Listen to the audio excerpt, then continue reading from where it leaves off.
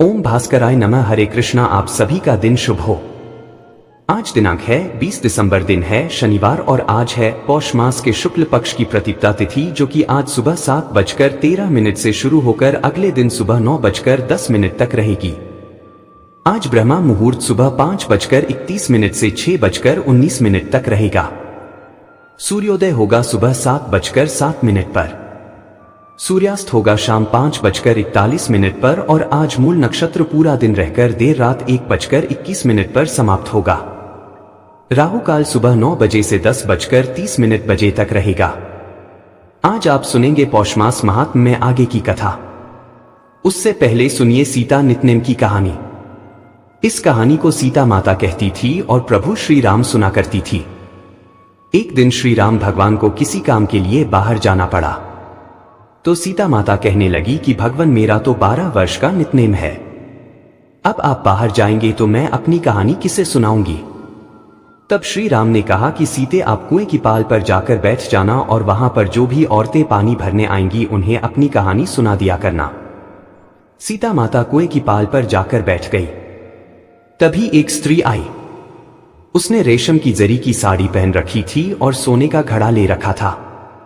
सीता माता उसे देखकर कहने लगी, बहन, मेरा 12 वर्ष का नितनेम सुन लो। पर वह स्त्री बोली कि मैं तुम्हारा नितनेम सुनूंगी तो मुझे तो घर जाने में देर हो जाएगी और मेरी सास मुझसे झगड़ा करेगी। इसलिए उसने कहानी नहीं सुनी और अपने घर चली गई। लेकिन उसके घर जाते ही उसकी रेशम जरी की साड़ी फट गई। सोने का घड़ा मिट्टी के घड़े में बदल गया। सासू ने देखा तो पूछा, अरे बहू, यह किसका दोष अपने सिर लेकर आ गई है। बहू बोली, मां जी, कुएं पर एक औरत बैठी थी। उसने अपनी कहानी सुनने के लिए कहा, लेकिन मैंने नहीं सुनी। शायद उसी का यह फल मुझे मिला है। बहू की बात सुनकर अगले दिन वही साड़ी और वही घड़ा लेकर सास कुएं की पाल पर गई। सास को वहीं पर सीता माता बैठी मिली तो माता सीता ने कहा, बहन, मेरी कहानी सुन लीजिए। सासू बोली, एक बार छोड़, मैं तो 4 बार कहानी सुन लूंगी।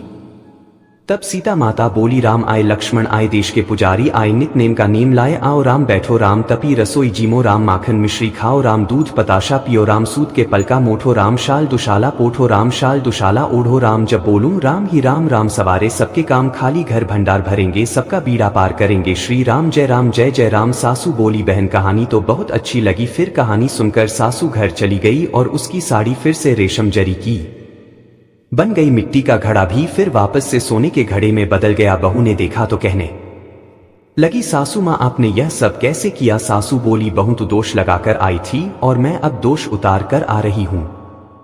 बहू ने पूछा कि मां जी, वह कुएं वाली स्त्री कौन है। सासू ने बताया कि वह तो सीता माता थी। वह पुराने से नया कर देती है, खाली घर में भंडार भर देती है। वह लक्ष्मी जी का वास घर में कर देती हैं और मनुष्य की जो भी इच्छा हो उसे पूर्ण कर देती है। बहू बोली, मां जी, फिर तो ऐसी कहानी मुझे भी सुना दो। सास बोली कि ठीक है, तुम भी सुनो। फिर सास ने कहानी शुरू की। राम आए, लक्ष्मण आए, देश के पुजारी आए, नितनेम का नेम लाए, आओ राम, बैठो राम, तपी रसोई जीमो राम, माखन मिश्री खाओ राम, दूध बताशा पियो राम, सूत के पलका मोठो राम, शाल दुशाला पोठो राम, शाल दुशाला ओढ़ो राम, जब बोलूं राम ही राम, राम सवारे सबके काम, खाली घर भंडार भरेंगे, सबका बेड़ा पार करेंगे, बोलो श्री राम जय जय राम। कहानी सुनकर बहू बोली, मां जी, कहानी तो बहुत अच्छी है। सासू ने कहा, ठीक है, अब से हम इस कहानी को रोज किया करेंगे। अब सास बहू रोज सवेरे उठती, नहाती धोती और पूजा करने के बाद नितनेम की सीता माता की कहानी कहती। एक दिन की बात है, उनके यहाँ पड़ोस की एक औरत आई और बोली कि बहन, जरा सी आंच तो देना। तो बहू बोली कि आंच तो अभी हमने जलाई ही नहीं। पड़ोसन बोली, तो फिर तुम सुबह 4 बजे से उठकर क्या कर रही हो। तो उन्होंने कहा कि हम तो सुबह सुबह उठकर पूजा करते हैं। फिर सीता माता की नितनेम की कहानी कहते हैं। पड़ोसन ने उनकी बात सुनकर फिर कहा कि सीता माता की कहानी कहने से तुम्हें क्या मिला। तब वे दोनों बोली कि सीता माता की कहानी कहने से घर में भंडार भर जाते हैं, सारे काम पूर्ण हो जाते हैं, मन की इच्छा भी पूरी होती है। पड़ोसन ने कहा, बहन, अगर ऐसा है तब तो फिर मुझे भी कहानी सुना दो। तब बहू बोली कि ठीक है, तुम भी यह कहानी सुन लो। राम आए, लक्ष्मण आए, देश के पुजारी आए, नित का नेम लाए। आओ राम बैठो राम, तपी रसोई जीमो राम, माखन मिश्री खाओ राम, दूध बताशा पियो राम, सूत के बल का मोठो राम, शाल दुशाला पोठो राम, शाल दुशाला ओढ़ो राम, जब बोलूं राम ही राम, राम सवारे सबके काम, खाली घर भंडार भरेंगे, सबका बेड़ा पार करेंगे, श्री राम जय जय राम। पड़ोसन ने इस कहानी को सुना तो कहने लगी, बहन कहानी तो बहुत अच्छी लगी। अब वह पड़ोसन भी नित्नेम सीता माता की कहानी कहने लगी। कहानी कहने से सीता माता ने पड़ोसन के भी धन के भंडार भर दिए। देखते ही देखते अब तो पूरे मोहल्ले में नित्नेम की कथा चल पड़ी और हर किसी की मनोकामना पूर्ण होने लगी। हे सीता माता, जैसे आपने उन सभी के भंडार भरे वैसे ही हमारे भी भरना। कहानी कहने वाले, सुनने वाले और हुंकार भरने वाले सबके भरना। सभी प्रेम से बोलिए सीता मैया की जय। अब सुनिए आज का पावन अध्याय। संत पुरुष साधारण मनुष्यों की भांति नहीं होते, वे स्वयं ईश्वर की करुणा का सगुण स्वरूप होते हैं। जब जब धरती पर अधर्म बढ़ता है, जब जब मनुष्य का मन टूटता है, तब तब संत अवतरित होते हैं, कभी गुरु बनकर, कभी मित्र बनकर, कभी मौन रहकर भी मार्ग दिखाने के लिए। ऐसे ही एक संत हुए जिनका नाम केवल नाम नहीं था बल्कि स्वयं भाग्य का संकेत था। वे थे श्री सदाशिव महाराज, जिन्हें लोग प्रेम से मौन वाले बाबा कहा करते थे। कहते हैं जिस दिन उनका जन्म हुआ उस दिन आकाश में बिना बादल के बिजली चमकी थी। गांव के बुजुर्गों ने कहा, यह बालक साधारण नहीं, यह तो किसी बड़े पुण्य का फल है। जन्म और बाल्यकाल। महाराज का जन्म एक निर्धन किंतु धर्मपरायण ब्राह्मण परिवार में हुआ। पिता का नाम था हरिभाऊ शास्त्री, माता का नाम था शांताबाई। घर में धन नहीं था पर संस्कारों की कमी कभी नहीं रही। बालक सदाशिव बचपन से ही अलग थे। जहां बच्चे खिलौनों में रमते, वहां यह बालक पीपल के पेड़ के नीचे बैठकर चुपचाप आकाश को देखा करता। माता पूछती, बेटा क्या सोचता है? तो बालक उत्तर देता, मां, कोई मुझे देख रहा है पर दिखाई नहीं देता। शिक्षा और वैराग्य। जब सदाशिव पाठशाला जाने लगे तो गुरुजी ने एक दिन कहा, यह बालक प्रश्न नहीं पूछता, उत्तर देता है। लेकिन संसार की शिक्षा उन्हें बांध नहीं सकी। शब्द याद रहते थे पर मन कहीं और ही डूबा रहता था। एक दिन गुरुजी ने डांट दिया, पढ़ाई में मन क्यों नहीं लगता? बालक बोला, गुरुजी, जो भीतर से लिखा है वही पढ़ रहा हूं। यह सुनकर गुरुजी अवाक रह गए। पहला वैराग्य प्रसंग।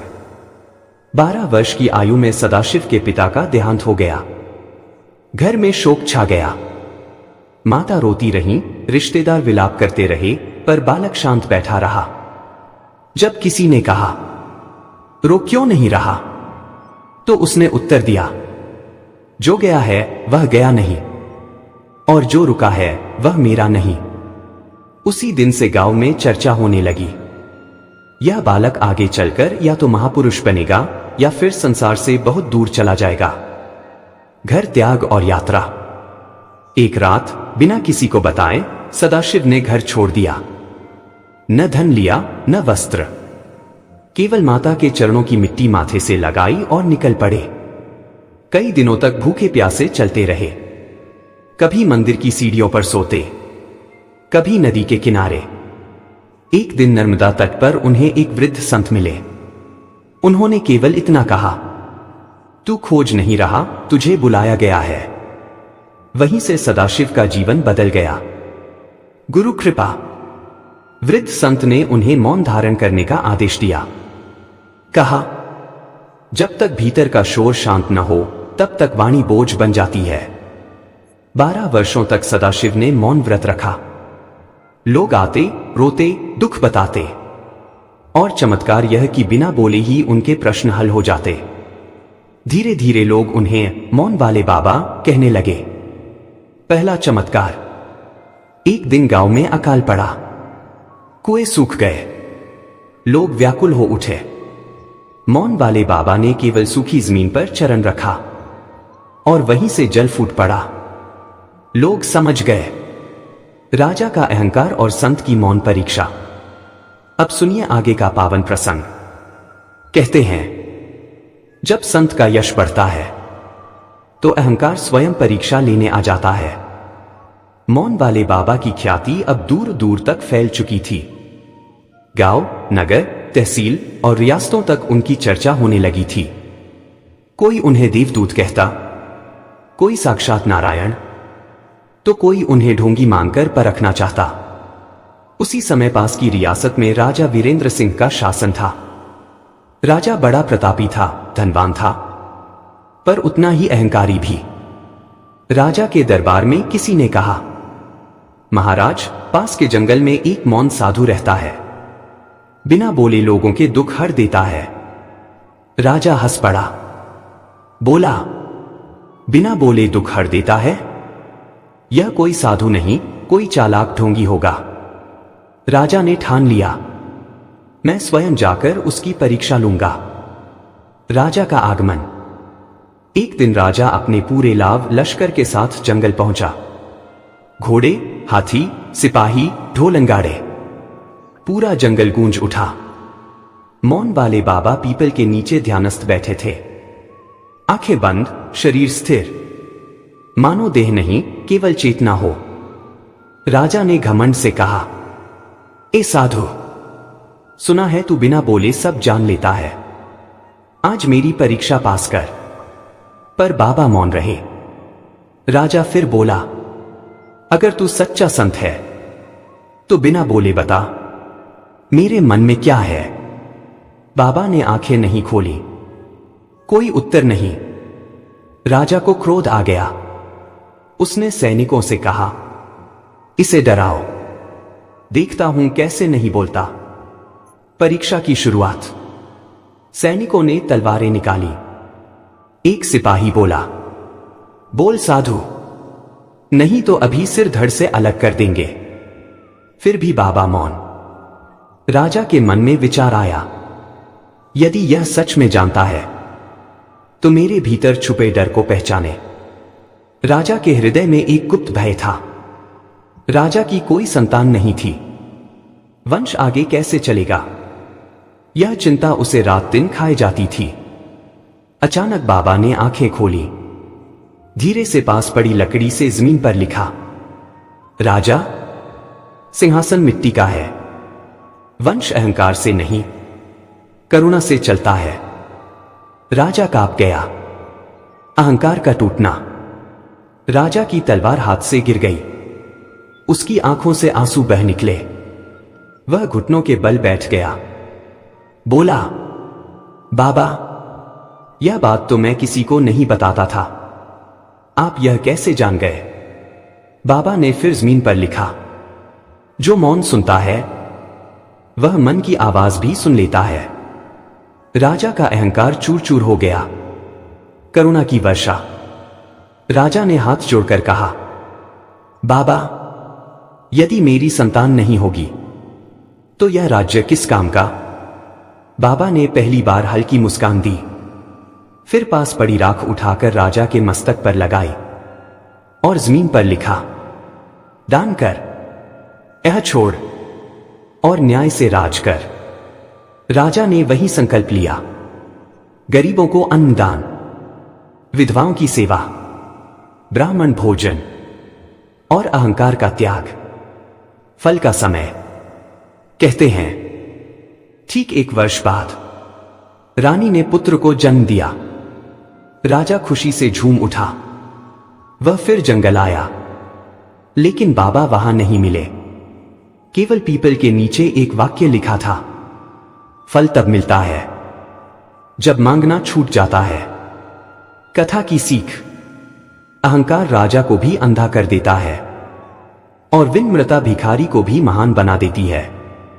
पापी डाकुओं का उद्धार और मौन की शक्ति। अब सुनिए आगे का पावन प्रसंग।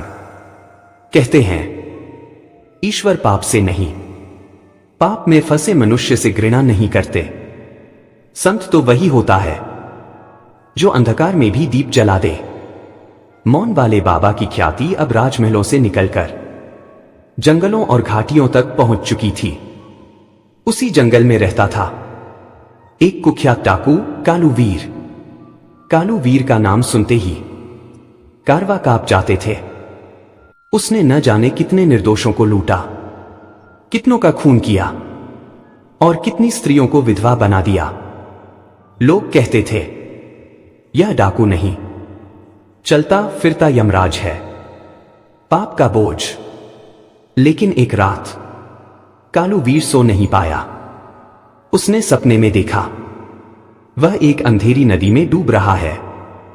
चारों ओर लाशें हैं और कोई अदृश्य स्वर कह रहा है, तेरे पापों का भार अब धरती भी नहीं उठा पा रही।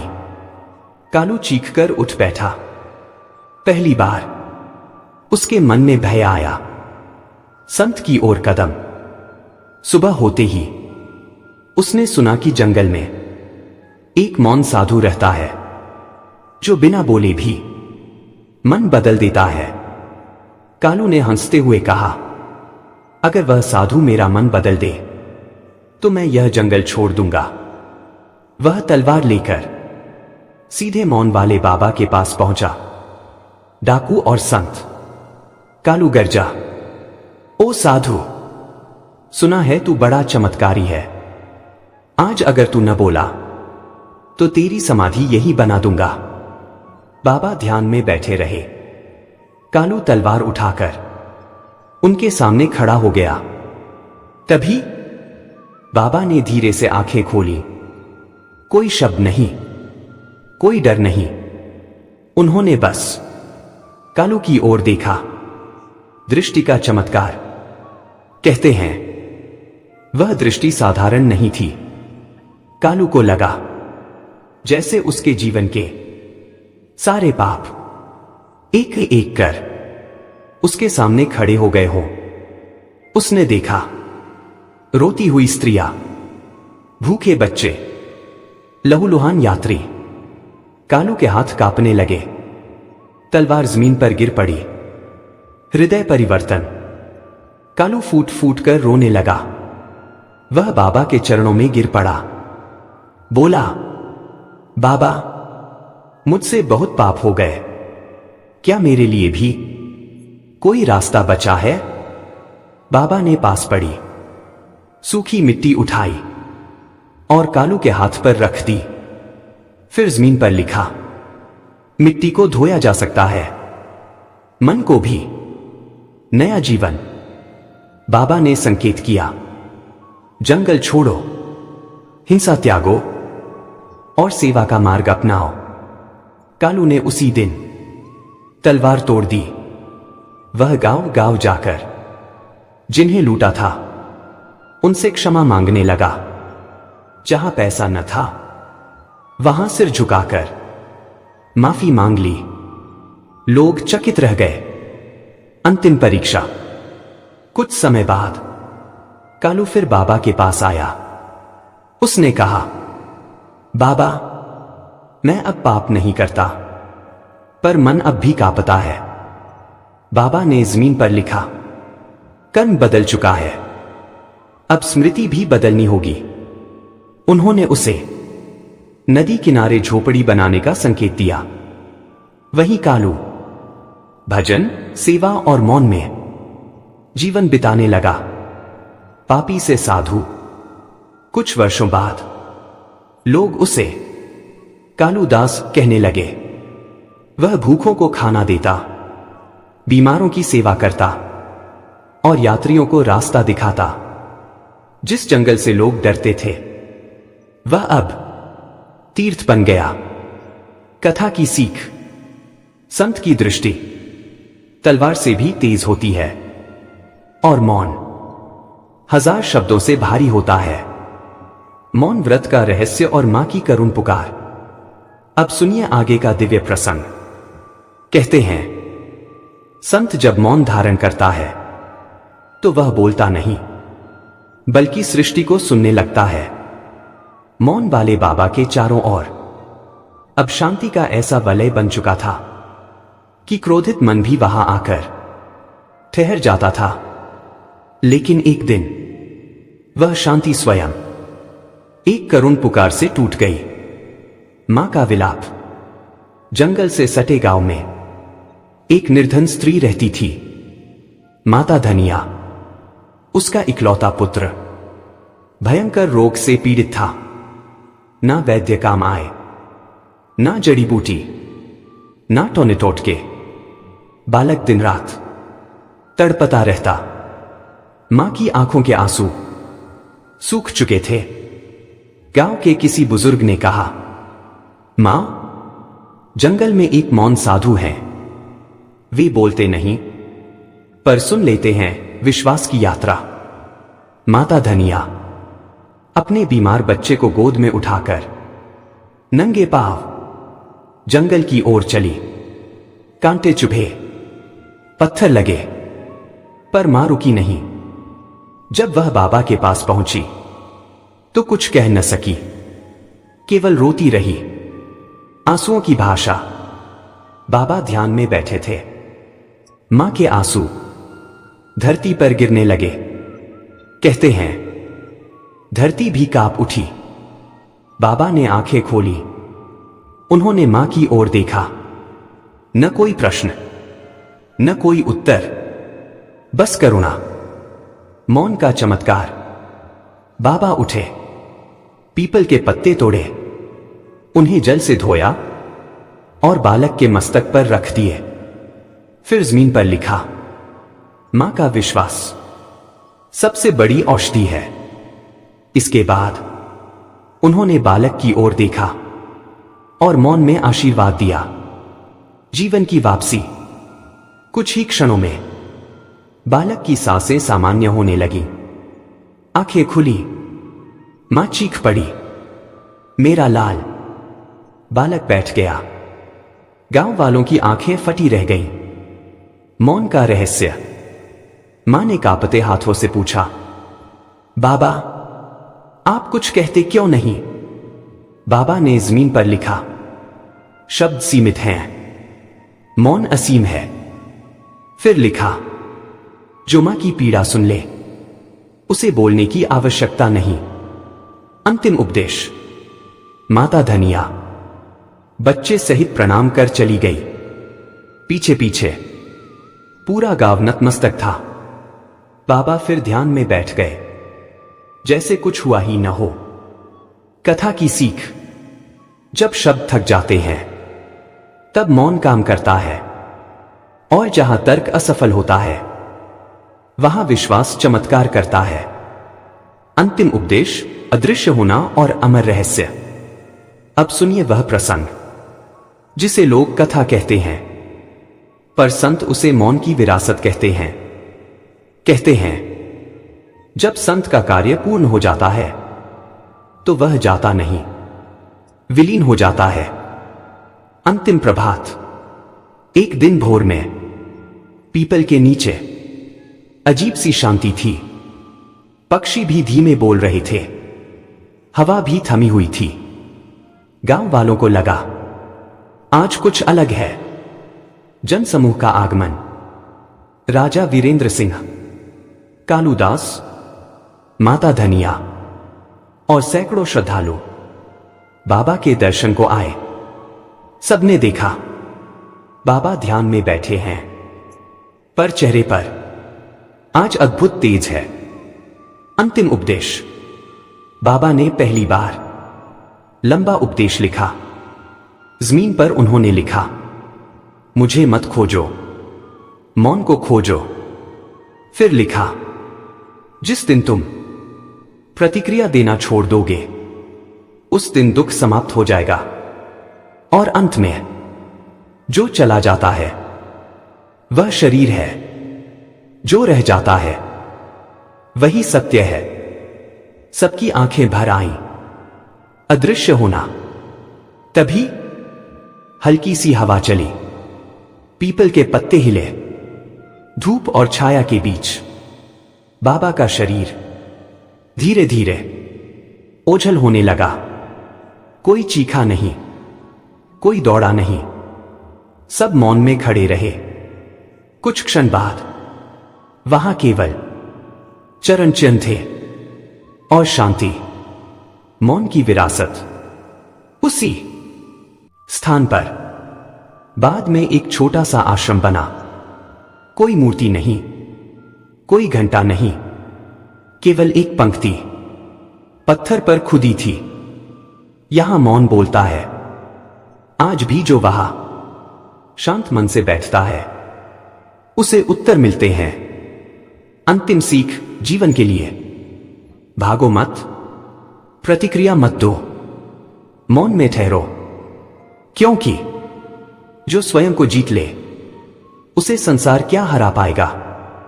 नमो नमो। प्रेम से बोलिए श्री कृष्ण कृष्ण भगवान की जय, तुलसी महारानी की जय।